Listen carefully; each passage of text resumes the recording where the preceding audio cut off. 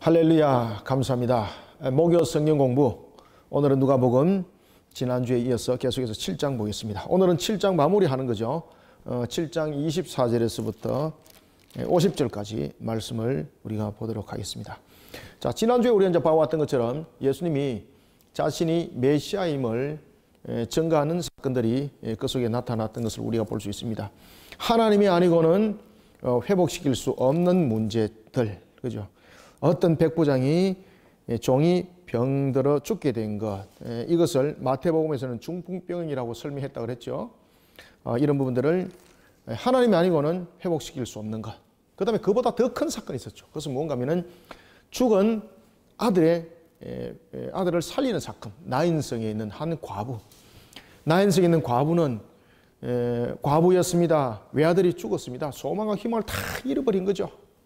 그래서 그런 아들을 살린 사건들을 통해서 예수님이 공생에서 이루고자 했던 것은 무엇인가? 그리고 예수님이 우리의 구세주로서의 이루는 것은 무엇인가? 소망과 희망을 잃어버린 마치 죽은 것 같은 그런 우리의 모습들을 하나님께서 우리의 대속을 이루셔서 살리는 그 역할들이 예수님의 사역이었고 대속이었다라는 것을 과부의 아들을 살린 사건을 통해서 또한 함께 조명해 주고 있었습니다. 그런가 하면은 또한 세례 요한의 사건은 헤롯에 의해서 옥에 갇힌 세례 요한, 예수님이 메시아임을 그는 알았고 메시아임을 알았음에도 불구하고 세례 요한이 알고 있던 메시아는 우리로 하여금 오실 메시아에 관한 부분들은 알지 못했다는 것이죠.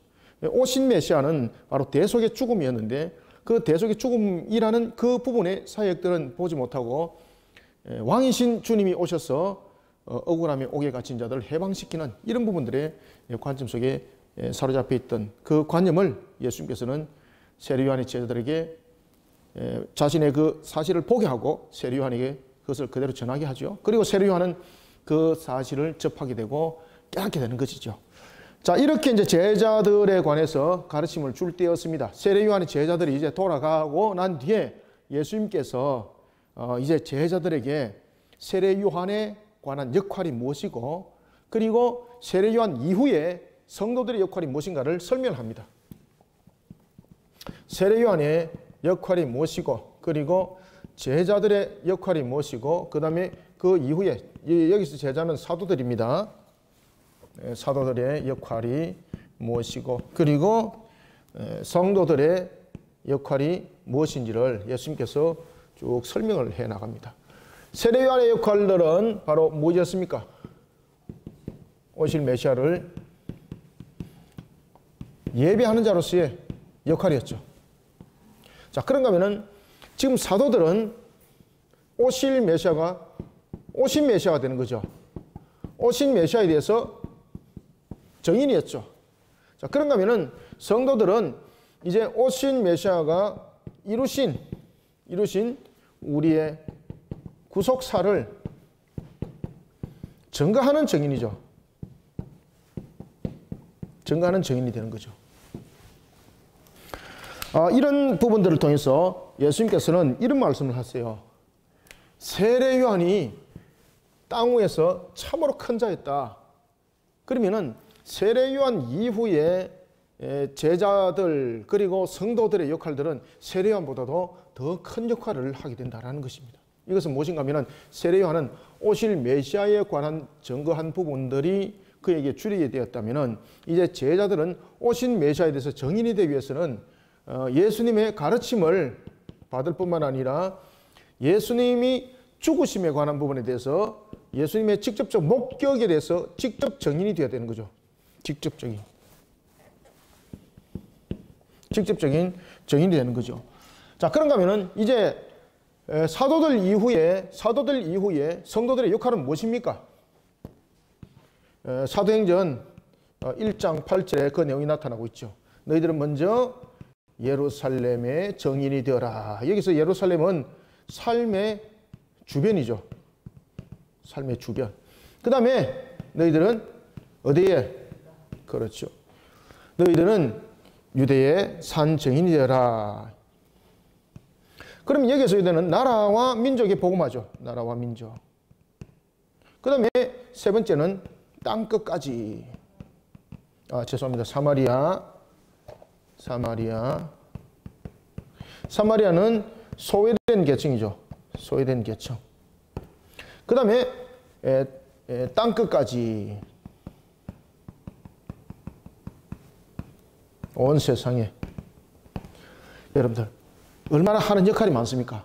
그래서 세례 요한이 한 그 역할보다도 이제 제자들 이후에 그 역할들이 점점 더 커진다는 이야기예요. 역할들이. 그죠? 제자들도 역할들이 얼마나 컸습니까? 세례 요한의 역할도 얼마나 컸습니까? 그런데 이제 앞으로 남은 그 성도들은 이와 같이 사도행전 1장 8절의 말씀처럼 그 정인의 길들을 이런 큰 범위까지 책임을 지고 감당해야 될 자들이었습니다. 이런 부분들에 대해서 주님께서 또한 명령을 줬죠. 마태복음 28장 18절에서부터 20절까지 지상대위임요. 18절에서부터 20절까지의 이것을 우리가 일명 지상대위임령이라고 말합니다. 이 땅에 우리에게 주신 명령입니다. 이 사명들을 감당하는 데 있어서 성도들의 역할들은 세례 요한보다 더 크다는 겁니다. 이 이야기를 오늘 본문 속에서 전개해 나가고 있는 것을 볼 수 있습니다. 자, 그리고 또 하나 사건은 오늘 본문에 보면은 유향을 예수님께 붓는 사건이 있습니다.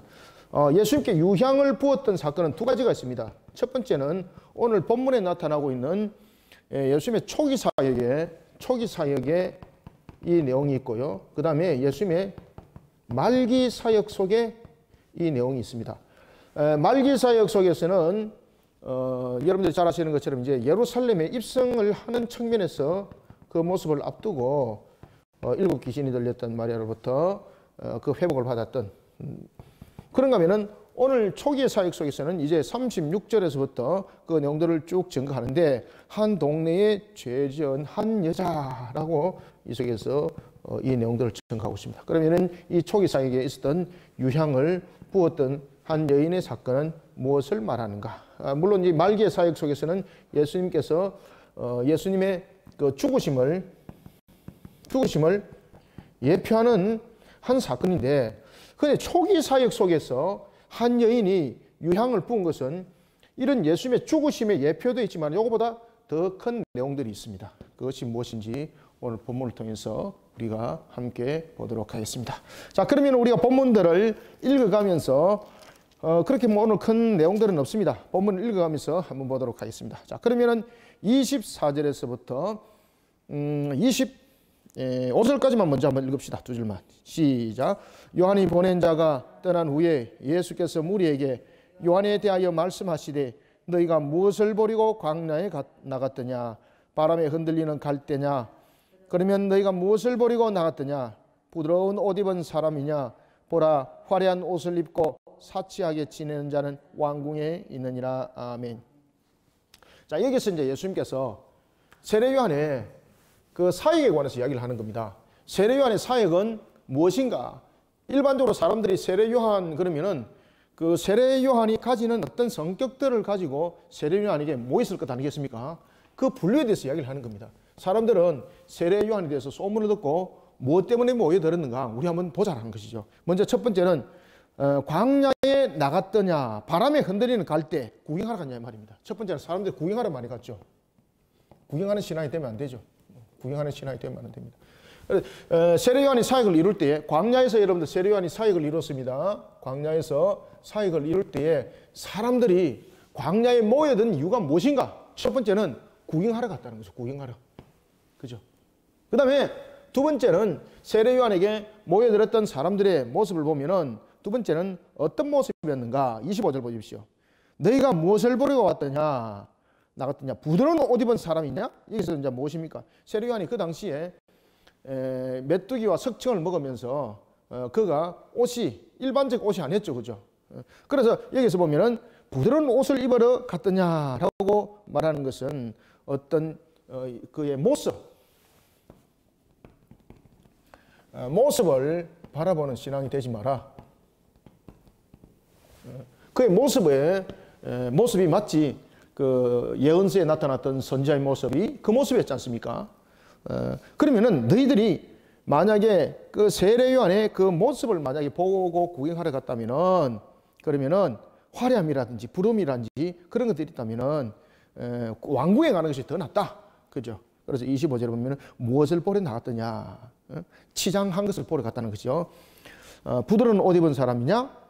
여기서 부드러운 옷 입은 사람은 무엇입니까? 여기서 부드러운 옷 입은 사람이라는 것은 왕궁에 있는 귀족들이 입는 옷들입니다. 아시겠죠? 화려한 옷을 입고자 사치하게 지내는 왕궁에 있느냐. 그죠?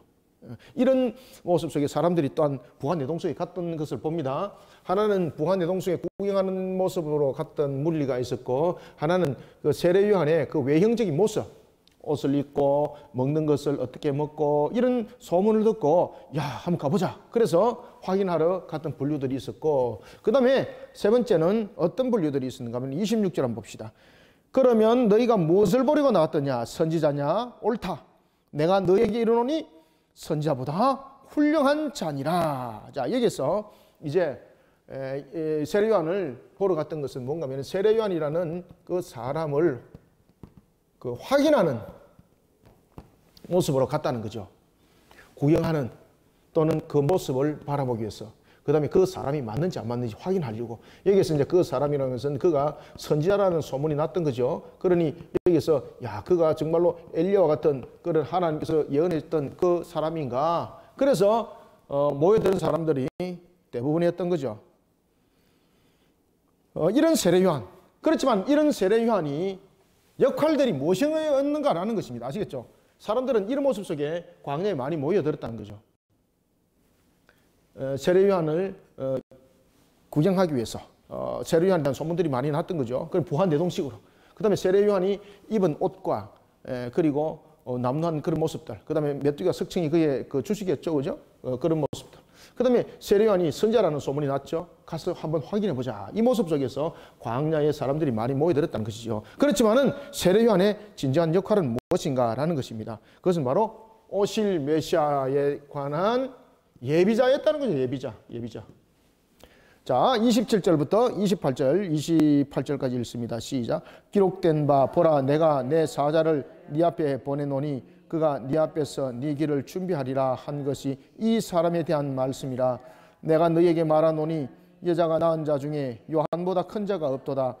그러나 하나님의 나라에서는 극히 작은 자라도 그보다 크니라 하시니. 아멘. 이게 무슨 말인가 하면은 제가 방금 드렸던 이 말씀입니다. 이 말씀. 자, 보라. 요한의 역할은 무엇인가? 사람들은 이런 모습 속에 갔다는 거죠. 그런데 실질적인 요한의 역할은 바로 이 오실 메시아에 관한 예비자로서의 역할들이었다는 것입니다.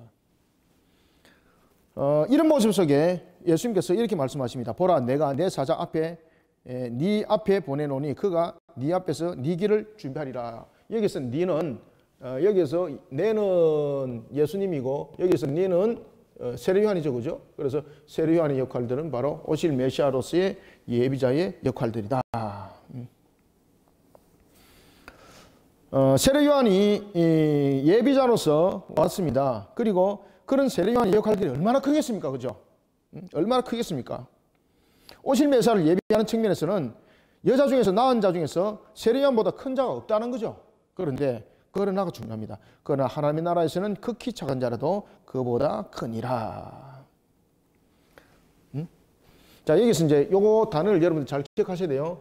여기서 내는 제가 이제 예수님이라고 했고 내는 세례 요한이라고 말했는데 실질적으로 이것은 하나님이시고 그 예수님이세요, 그죠? 여기서 네 앞이라는 것은 예수님의 앞에라는 부분들을 말하고 있는 겁니다. 그래서 이 부분들을 생각하실 때는 세례 요한을 기억하시라 이 말에서 내를 세례 요한이라 이렇게 제가 말씀드린 겁니다. 이것은 실질적으로 그 하나의 내용들을 보면 이건 예수님입니다. 예수님, 그죠? 예수님. 그래서 세례 요한이 먼저 예수님보다 먼저 앞에 온 이유를 그 본문이 설명하는 거예요. 그리고 여자 중에 낳은 자 중에서는 요한보다 큰 자가 없다. 이 말은 무슨 말입니까? 요한의 역할들은 메시아가 이 땅에 오실 것을 예비한 것으로서의 세례 요한처럼 크게 이렇게 체험한 사람 없다는 거죠. 뿐만 아니라 여러분들이 이제 잘 아시는 것처럼 이 세례 요한의 이 역할 얼마나 큰 역할입니까? 그런데 세례 요한보다 더 많은 역할들이 할 것이 있다는 거죠. 자, 점점 역할이 커지죠. 세례요한은 오실 메시아를 예비한 자로서 역할입니다. 그래서 이게 어떻게 되는가 하면은 구도가 이렇게 됩니다. 요한이 세례요한입니다. 세례요한의 역할보다도 누가 더 크다는 겁니까? 그렇죠. 제자들의 역할이 더 크다는 겁니다. 여기서 제자들은 사도들이죠. 그 다음에 사도들의 역할보다도 누가 더 크다는 겁니까? 그렇죠. 성도들의 역할들이 더 점점점 커진다는 이야기입니다. 왜냐하면요, 전체가 자꾸 묶어지는 겁니다. 세례요한의 역할들은 오실 메시아만의 역할이었다는 이 말입니다. 그 다음에 제자들의 역할들은 오실 메시아가 오셨잖아요. 오신 것으로서 끝난 것이 아니라 그분에게 가르침을 받았죠. 그 가르침을 받았을 뿐만 아니라 십자가에서 죽으심에 관한 목격자죠. 여기서 목격자는 예수님의 죽음에 관한 목격자였고, 또한 두 번째는 예수님의 부활에 관한 목격자였고, 세 번째는 예수님의 성천에 관한 목격자죠. 그죠? 그러면 분명히 세례요한보다도 전하는 내용이 더 많아졌죠. 지금 그 이야기입니다. 그 다음에 성도들은 어떻게 됩니까?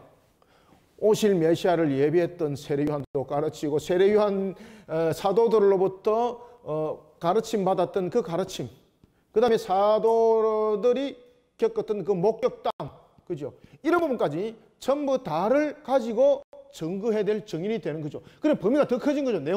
내용물만 더 커졌을 것이 아니라 어디까지 그들은 역할들이 감당되는 겁니까? 이 역할들이 그 범위가 더 커진다는 이야기입니다. 자, 역할적인 측면에서 봅시다. 자, 세례요한은 역할이 어디였습니까? 광야였죠. 광야와 그리고 유대였죠.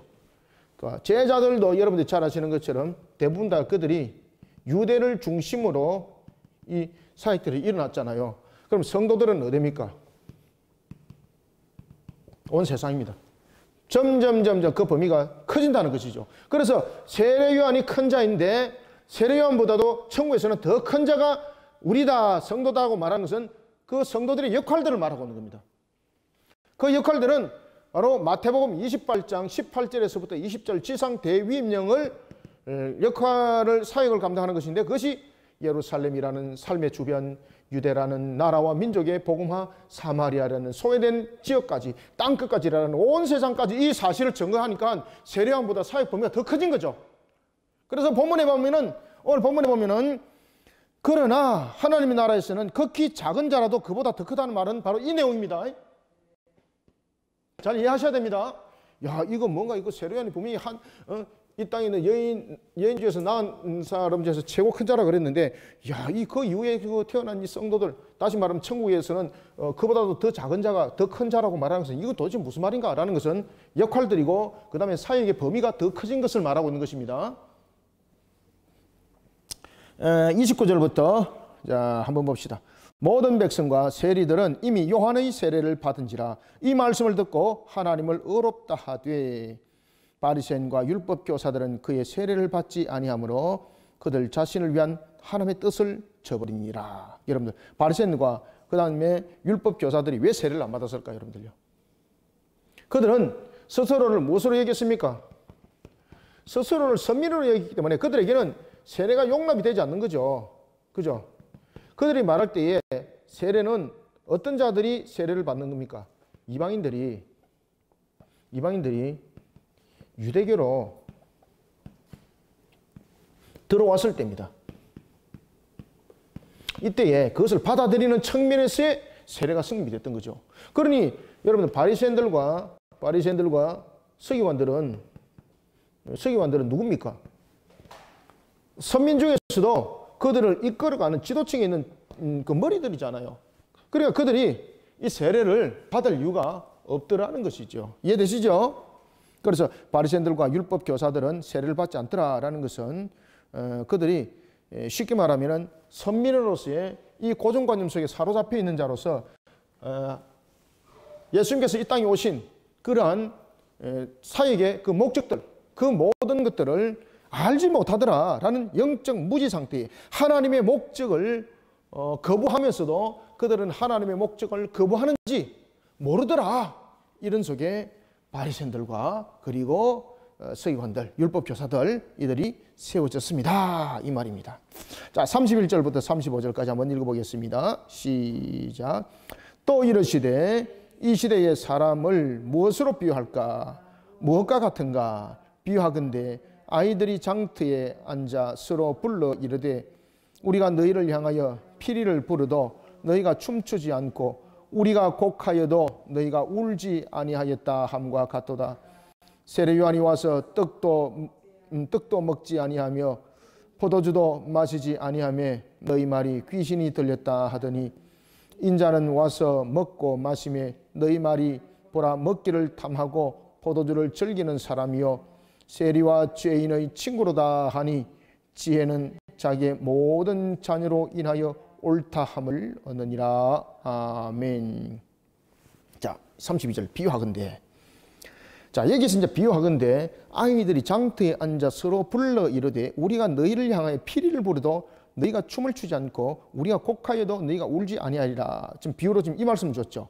여기서 피리를 분다는 것은 무엇입니까? 그죠? 피리를 부르도 춤추지 않고 곡하지 않는다는 것은 무엇입니까? 여기서 말하는 피리는 무엇일까요, 여러분들요? 바로 회개와 복음 전파입니다. 회개와 복음 전파.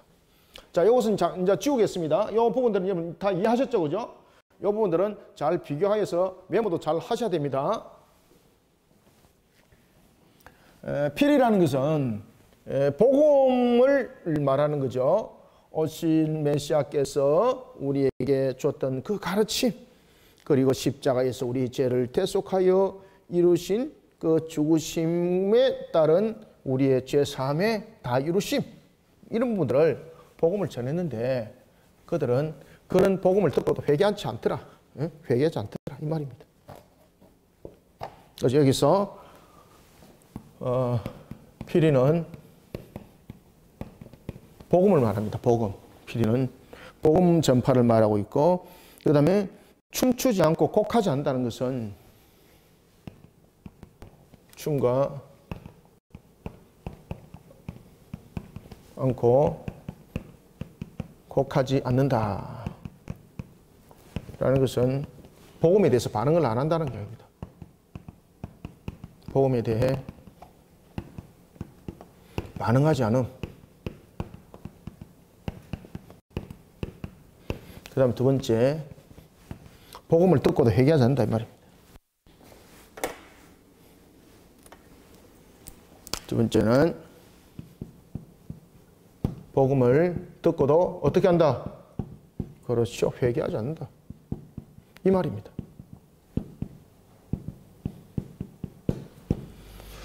피리를 불었는데 이게 피리는 복음이라고 말하고 있고, 피리를 분다는 것은 복음 전파를 말합니다.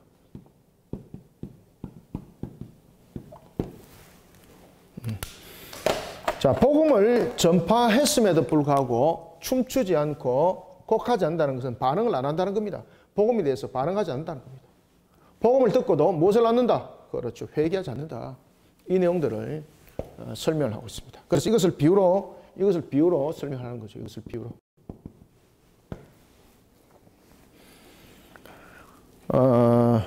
33절. 세례 요한이 와서 떡도 먹지 아니하며 포도주도 마시지 아니하며 너희 말이 귀신 들렸다 하더니 인자는 와서 먹고 마시며 너희 말이 보라 먹기를 탐하고 포도주를 즐기는 사람이요 세리와 죄인의 친구로다 하니 지혜는 자기의 모든 자녀로 인하여 옳다함을 얻느니라. 이게 아멘. 이게 무슨 말인가 하면요, 이것은 33절부터 35절은 12붙이는 말입니다. 지금 여기에 비유를 통해서 복음을 전했음에도 불구하고 그들은 복음에 대해서 반응하지 아니하고 복음을 듣고도 회개하지 않으면서 오늘 본문에 이제 보면은 33절부터 35절은요, 33절부터 35절은 이 내용은 어떤 내용인가 하면은 바로 하나의 그 시비거리, 비방거리, 시비와 비방거리를 삼는 내용입니다.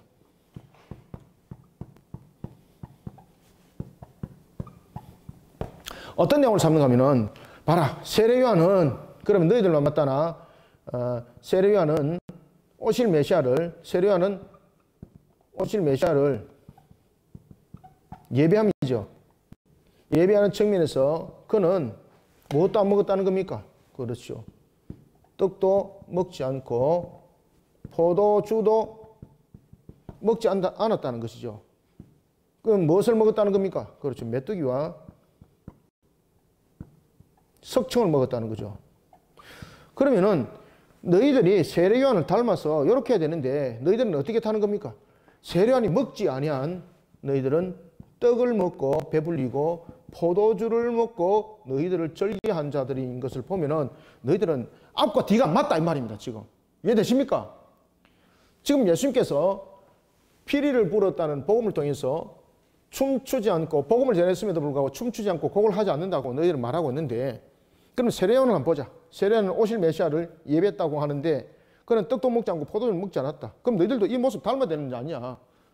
너희들이 이런 복음을 전한다면 너희들도 이런 세례요한 모습을 닮아야 되지 않느냐. 그처럼 맥두기 먹고 석청 먹고 이런 식으로 너희들은 살아야 되지 않느냐라고 말하면서 비아냥거리는 거죠. 너희들은 떡도 먹고 포도주를 마시면서 어떻게 너희들은 세례요한이 오실 메시아를 예배했고 그리고 너희들은 그런 복음의 사역들을 지금 이루고 있다고 말할 수 있는가? 앞과 뒤가 안 맞다 이 말입니다. 세례요한의 모습과 그리고 너희들이 말하는 이 제자들의 모습, 앞과 뒤가 이게 안 맞다 이 말입니다. 예수님의 가르침도 앞과 뒤가 지금 안 맞다 이 말이죠. 그게 시비 건다는 거죠. 그래서 33절에 보면은 이것은 코에 걸면 코골이, 귀에 걸면 귀골이로서 하나의 비방거리를 만드는 것이죠. 비아냥거리면서 이렇게 했다는 것이죠. 그러면서 34절에 인자는 와서 먹고 마시매 너희 말이 보라 먹기를 탐하고 포도주를 즐기는 사람이요 세리와 죄인의 친구로다 하니. 그죠? 그럼 왜 떡도 먹고 포도주 마시고 이러냐? 이게 잘못된 것 아니야? 이 순 엉터리 아니냐? 그렇게 비아냥거린다라는 것이죠. 복음을 전하는 것 측면에서 너희들은 세례요한과 같이 세례요한이 오실 메시아를 예배했다 그러면은 세례요한의 모습을 너희들은 닮아야 되고 담아내야 되는데 그러지 못하고 너희들은 세례요한의 모습 속에서 담은 거 아무것도 없더라. 보니까 세례요한은 떡도 포도주도 안 먹었고 메뚜기가 석청을 먹으면서 그러한 일들을 사역을 했는데 너희들은 포도주도 먹고 떡도 먹고 그리고 죄인들과 함께 어울려서 있는데 이게 세례요한과 맞는 게 무엇이냐? 아무것도 안 맞다. 이러면서 자꾸 시비 건다는 것이죠. 그러니까 예수님께서 그 말씀을 하시는 거예요. 그들은 이와 같이 복음을 전했을 때 춤추지 않고 곡하지 않으면서 이런 시비를 건다는 거죠. 지금 이해되시죠? 피리를 불었는데 춤추지도 않고 곡하지 않으면서 복음에 대해서 반응도 하지 않고 복음을 듣고도 회개하지 않으면서 오히려 무슨 말을 하는가 하면은 이런 비방거리를 만들어서 핑계를 잡아 매고 코에 걸면은 코골이, 귀에 걸면 귀골이 이런 식으로 해가지고 오히려 비아냥거리는 식으로서 복음을 방해한단 말이죠. 35절 지혜는 자기의 모든 자녀로 인하여 옳다함을 얻느니라. 여기서 지혜는 무엇입니까? 그렇죠. 예수 그리스도로부터 얻은 말씀이죠. 그것은 모든 자녀로 옳다함이라는 것은 죄를 뉘우치고 회개하고 참된 길로 인도하는 그런 속의 모든 자녀를 말하고 있는 것입니다. 자, 이런 속에 이제 한 사건이 또 전개됩니다. 36절에서부터 어떤 사건들이 전개되는지 봅시다. 앞에도 말씀드렸던 것처럼 한 여인의 향유 부음의 사건이 전개되겠습니다. 자, 우리 한번 읽어보고 또 말씀드리겠습니다. 자, 36절부터 38절까지 읽읍시다. 시작. 한 바리새인이 예수께 자기와 함께 잡수시기를 청하니 이에 바리새인의 집에 들어가 앉으셨을 때에 그 동네에 죄를 지은 한 여자가 있어 예수께서 바리새인의 집에 앉아 계심을 알고 향유 담은 옥합을 가지고 와서 예수의 뒤로 그 발 곁에 서서 울며 눈물로 그 발을 적시고 자기 머리털로 닦고 그 발에 입맞추고 향유를 부으니. 아멘. 자, 이게 여러분들 첫 번째 향유 부음과 두 번째 향유 부음에 좀 차이점들이 있습니다. 첫 번째 향유 부음은 무엇인가 하면요, 자신의 죄를 사하여 주심에 대하여 감사하는 회개 신앙이 그 속에 담겨져 있습니다. 첫 번째 향유 사건은. 두 번째 향유 사건은 무엇이 있을까요? 그렇죠. 두 번째 향유 사건은 예수님의 장사 지냄의 사건으로 그것이 연결되어진다는 것을 여러분들이 아셔야 됩니다. 그래서 이런 구분점들을 보셔야 돼요. 첫 번째 이 여인이 향유를 부었을 때에 이 여인은 오늘 본문에서도 그 이야기를 하고 있습니다. 이 여인은 죄인이라. 그러면서 눈물로서 향유를 붓고 그리고 눈물로서 적신 그 머리털로서 예수님의 모든 다리를 닦고 그리 하더라라는 것은 무엇입니까? 바로 죄사함에 대한 회개를 그 속에 담고 있는 겁니다.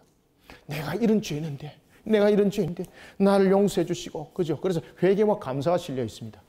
첫 번째 향유 사건은 두 가지고 이 사건 속에서 좀 특별하게 구별되는 것이 있습니다. 첫 번째 우리가 향유는 한 여인이었고 두 두 번째 향유 사건은 막달라 마리아의 속에서 일어나죠. 그죠? 첫 번째 사건은 예수님의 초기의 사건이었고 두 번째는 말기의 사건입니다. 그 다음에 초기에 있었던 이 향유는 한 여인에 의해서 일어날 때에 이것은 바로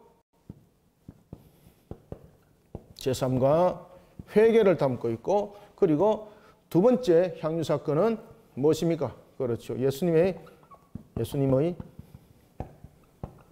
장사, 죽음을 예고합니다. 이런 두 가지의 큰 사건들이 구별된 것을 우리가 볼 수가 있습니다. 그래서 첫 번째 향유 사건을 통해서는, 우리 오늘 본문에도 여러분 잘 보십시오. 첫 번째 향유 사건을 통해서는 바리새인들에 대한 반응을 예수님께서는 다루고 있고, 그 다음에 이 막달라 마리아에서 일어났던 이 사건은 예수님의 제자들에 관한 반응의 내용들을 다루고 있는 겁니다. 그래서 이런 조금 차이점과 구별점들이 있습니다. 이것을 잘 구별해서 여러분 따라오시면 되겠습니다. 자, 첫 번째 향유 사건입니다.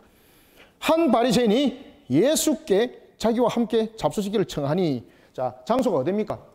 여기서 한 여인이 있었던 이 장소는 바로 바리새인의 집입니다. 바리새인의 집. 그죠? 바리새인의 집. 바리새인의 집. 바리새인의 집에서 일어났던 사건입니다. 두 번째는 여러분들 베세다에서 일어났던 사건이죠. 그죠? 바리새인이 예수께 자기와 함께 잡수시기를 청하니 이에 바리새인의 집에 들어가 앉으실 때였다. 자, 그러면은 이 바리새인이 예수님을 왜 초청했을까요? 정말로 예수님을 접대하려고 초청했을까요? 아니죠. 예수님을 초청했던 이유가 무엇입니까? 그렇죠. 예수님의 어떤 흠을 잡기 위해서, 그 티끌을 잡기 위해서 하나의 예수님의 덫을 놓는 거죠. 예수님께. 그 동네에 죄진 한 여자가 있어 예수께서 바리새인의 집에 앉아 계심을 알고 향유 담은 옥합을 가지고 왔어. 그죠? 예수님의 흠을 발견하기 위해서 책 잡으려고 덫을 놓은 거죠. 바리새인이. 예수님의 흠을 잡으려고. 그때에 한 여인이 이 집에 나타난 거예요. 그래서 첫 번째 향유 사건과 두 번째 향유 사건 장소 완전히 다릅니다. 완전히 다릅니다. 그 동네에 죄를 지은 한 여자가 있어 예수께서 바리새인의 집에 앉아 계심을 알고 향유 담은 옥합을 가지고 왔습니다. 그리고 예수님 뒤에서 그 향유를 부을 때 울면서 눈물로 그 발을 자신의 머리털로 닦는 거죠. 왜 이런 행동을 했을까요? 그렇죠. 죄사함과 회개입니다. 이것은 죄사함과 회개. 그래서 그것을 이렇게 말하고 있는 겁니다. 그 여인에 대해서 죄를 지은 한 여인이라고 말하고 있습니다. 여기서 한 여인은 죄를 지은 한 여인, 죄를 지은 한 여인이라고 말하고 있습니다. 이것은 귀신 들린 여인, 귀신 들렸던.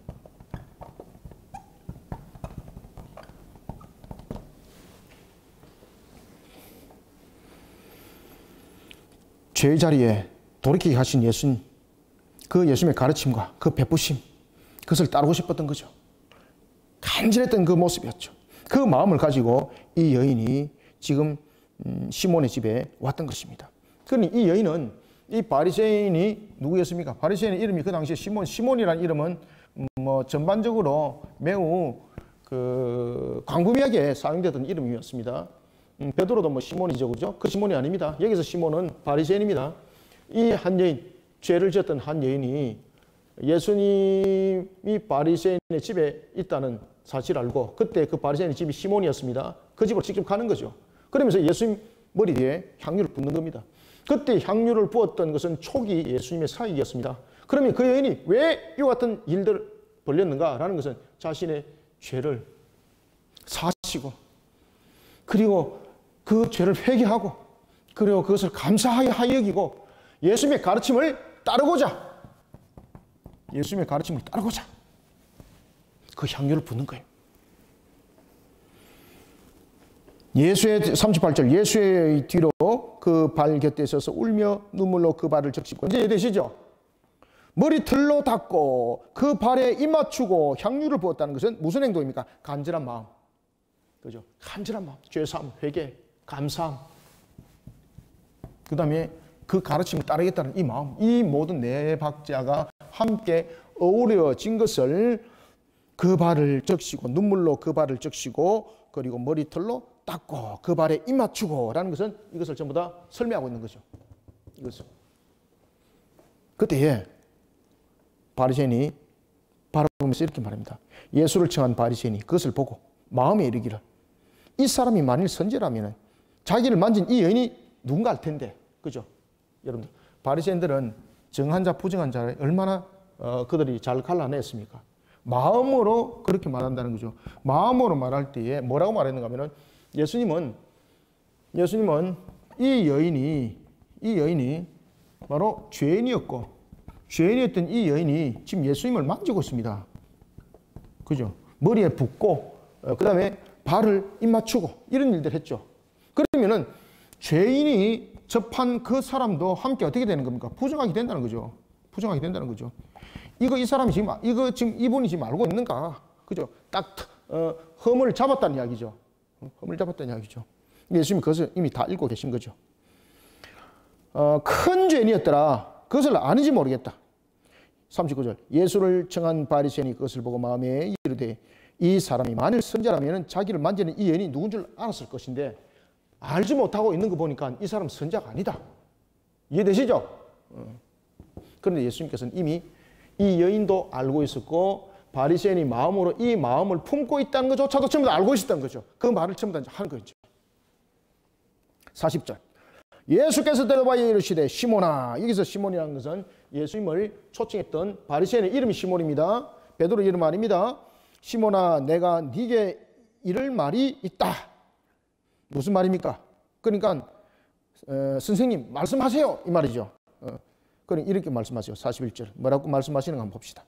이르시되 빚 주는 사람에게 빚진 자가 둘이 있는데 이사 하나는 500데나리온 졌고 하나는 50데나리온 졌는데 갚을 것이 없으므로 둘 다 탕감을 하여 주었으니 둘 중 누가 그를 더 사랑하겠느냐. 자, 이 말은 무슨 말씀이세요? 우리가 이제 일반 달란트 빚진 자, 100데나리온 빚진 자도 이제 나타나고 있는 거죠. 여러분들 500데나리온과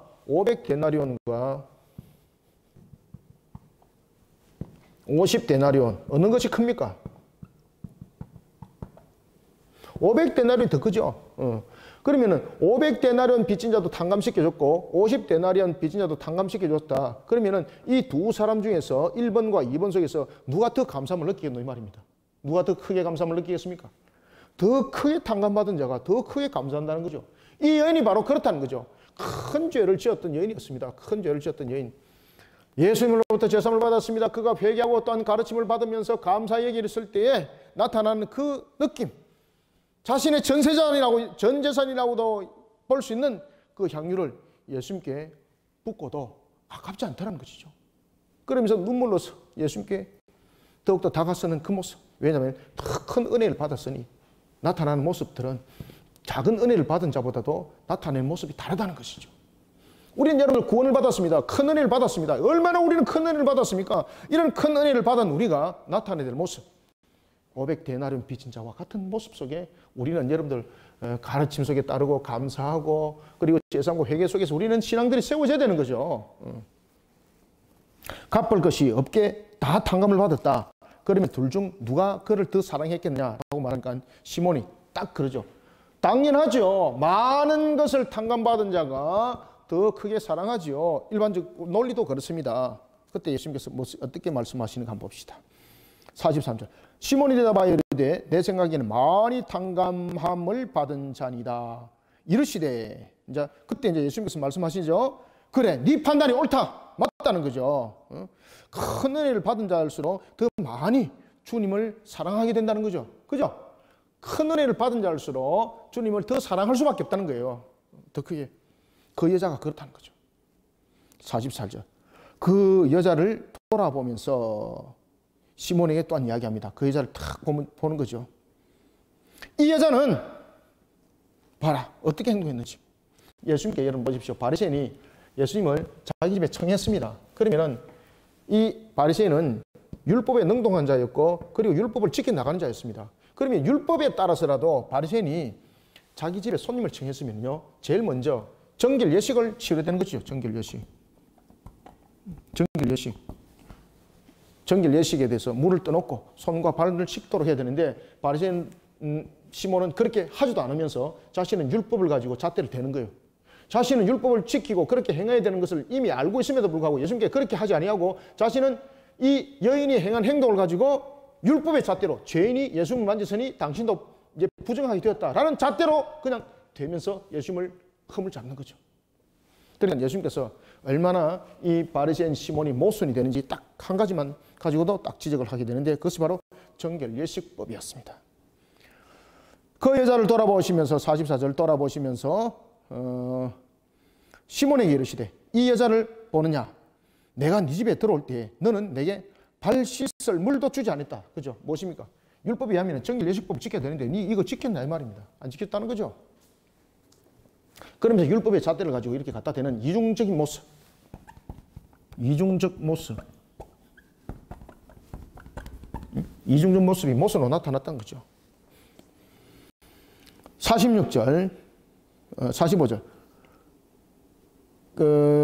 들어올 때 너는 네 발에 씻을 물도 주지 아니하였으되 이 여자는 눈물로 내 발을 적시고 그 머리털로 닦았으며 45절. 너는 이제 내게 입 맞추지 아니하였으되 그죠? 입 맞춘다는 것은 손님이 청했을 때의 예의, 예절 너는 그것도 지키지 않았다는 거죠. 그는 내가 들어올 때부터 내 발에 입 맞추기를 그치지 아니했다. 그죠? 그치지 않았다. 46절부터 자 50절까지 읽고 또 설명드리겠습니다. 너는 내 머리에 감람유도 붓지 아니하였으되 그는 향유를 내 발에 부었느니라. 이러므로 내가 네게 말하노니 그의 많은 죄가 사하여졌도다. 이는 그의 사랑함이 많음이라. 사함을 받은 일이 적은 자는 적게 사랑하느니라. 이에 여자에게 이르시되 네 죄 사함을 받았느니라 하시니 함께 앉아 있는 자가 속으로 말하되 이가 누구이에 죄도 사하는가 하더라. 예수께서 여자에게 이르시되 네 믿음이 너를 구원하였으니 평안히 가라 하시니라. 아멘. 46절. 너는 네 머리에 감람유도 붓지 않았으되 그는 향유를 내 발에 부었다. 그죠? 겸손과 헌신과 그죠? 자신이 죄임을 그리고 죄사함에 대해서 회개하고 또한 그 가르침을 따르고 감사함으로 이 여인이 행했던 그 행동 그것을 예수께서는 다 지금 이제 받아들인다는 거죠. 그런데 반면에 바리새인은 율법을 앞세워서 이 여인을 책 잡고 예수님을 책을 잡은 거죠. 그런데 정말로 이 자가 율법대로 정말로 살았다면은 자 정결 예식법 지켰느냐 아니라는 거죠. 그 다음에 손님에 관한 예식을 지켰느냐 손님 예식에 관해서 지켰느냐 이것도 안 했다는 거죠. 그러면 네가 율법을 논할 수 있는가 이 말입니다. 거짓말이라는 거죠. 이 여인은 자신이 진정으로 죄를 회개하고 그리고 예수님의 가르침을 따르겠다는 이 감사함 속에서 내게 향유를 부었으니 이 여인은 이 믿음대로 어떻게 그렇죠. 이 믿음대로 그 여인은 죄사함을 받았느니라 라고 말하는 반면에 이 바리새인에게는 너는 죄사함을 받았느니라 이 말씀을 하질 않았죠. 너는 내 머리에 감람유도 붓지 아니했고 그는 향유를 내 발에 붓지도 않았다라는 것은 너는 율법을 고수하면서 정말로 율법이 조미해주고 있는 그런 자신의 죄를 발견하면서 오신 메시아를 바라보고 회개하고 그리고 죄사함과 그 가르침을 따르는 것이 아니었다는 것이죠. 그러니까 그에게는 죄사함이 없는 거예요. 47절. 이러므로 내가 네게 말하노니 그의 많은 죄가 사하여졌노라. 그죠? 하나님께 은혜를 받은 거죠. 이는 그의 사랑함이 많음이라. 사함을 받은 일이 적은 자는 적게 사랑하느니라. 이에 여자에게 이르시되 네 죄 사함을 받았느니라. 아멘. 죄인을 용서하는 것도 모든 것이 하나님의 은혜죠. 그죠? 어떤 내가 혈통의 유대인입니다. 내가 율법을 압니다. 이것이 구원이 아니라는 것이죠. 자신의 죄를 깨달아 알고 회개한 속에 나의 믿음이 세워진 자. 그죠? 그런 모습 속에 감사함으로 나온 자. 그것을 하나님께서 받으시고 그리고 네 믿음대로 죄사함을 받았느니라 라는 것은 이 여인이 예수님께 그 향유를 부었던 것은 무엇입니까? 나의 죄를 사하여 주실 분으로 믿었다는 거예요. 그죠? 향유를 부었던 이유는 죽음의 예고가 아닙니다. 내 죄를 사하여 주실 것을 믿는 그 믿음으로 향유를 부었다는 거죠. 회개함이 그 속에 함께 있었던 거죠. 그 가르침을 따르겠다는 것이 함께 있었고 감사함이 함께 있었다는 거죠. 그러니 예수님께서 너의 믿음대로 너는 죄사함을 받았느니라 라고 예수님께서 말씀을 하시는 거예요. 함께 앉아있던 자들 속으로 이렇게 말합니다. 그가 누구길래 죄도 사는가? 신성모독으로 이제 또다시 접근을 해 나가는 것을 볼 수 있습니다. 이때 예수님께서 말씀하십니다. 네 믿음이 너를 구원하였느니라. 평안히 가라. 아멘. 오늘도 바리새인은 율법을 정확히 알고 있지만은 자신이 얼마나 큰 죄인임은 깨닫지 못하고 있다는 것을 설명하고 있습니다. 율법을 얼마나 잘 알고 있었습니까? 그런데 율법이 사실은 주어진 것이 자신들이 선민이기 때문에 율법이 주어진 것이 아니라는 사실을 예수님께서 조명하고 있는 것이죠. 율법을 준 사람인데 율법을 준 본인이 예수님이지 않습니까? 율법을 줬을 때 그 이유가 분명히 스스로의 죄를 바라보면서 회개하고 오실 메시아를 바라보라는 측면에서 주신 율법인데 이 바리새인은 율법을 얼마나 잘 알고 있는지 달랄랄랄 다 외우고 그런 속에 있더라는 것입니다. 그런데 정작 그는 율법을 통해서 죄를 인식하지 못하더라는 것입니다. 이런 자각함 속에 놓여있지 못한 자, 율법으로서는 참으로 능통하지 못하지만은 그럼에도 불구하고 오신 메시아를 바라보면서 자신의 죄를 사하여 주실 분인 줄 알고 회개하고 믿음으로 나온 자, 죄사함을 받았다는 것이죠. 자, 오늘 우리는 누가복음 이와 같이 7장 마무리를 하면서 바리새인들의 이런 잘못된 그런 하나의 신앙관 그리고 우리에게 믿음의 신앙이 무엇인지를 다시 한 번 더 조명해진 것을 우리가 볼 수가 있습니다. 율법을 많이 알고 율법에 능통한 것이 아니라 오신 메시아를 우리가 믿음으로 바라보면서 그 믿음 속에 우리를 견고하게 세우는 것이 더 중요하다는 사실, 우리의 신앙들이 오직 주를 향한 그러한 근본의 모습들로 바르게 세워지기를 주님 이름으로 축원합니다. 자, 감사합니다. 오늘은 여기까지 했습니다. 감사합니다. 수고하셨습니다. 하나님 아버지 감사합니다. 목요 성경 공부 은혜 가운데 이끌어 주시고 인도하여 주시니 감사합니다. 주님의 오늘도 하늘의 문을 열어주시고 은혜 담비를 부어 주시옵소서. 우리 모든 성도들에게 주님의 주신 말씀으로 우리의 영이 새롭게 일어나기를 소망하며 예수님의 이름으로 기도드립나이다. 아멘.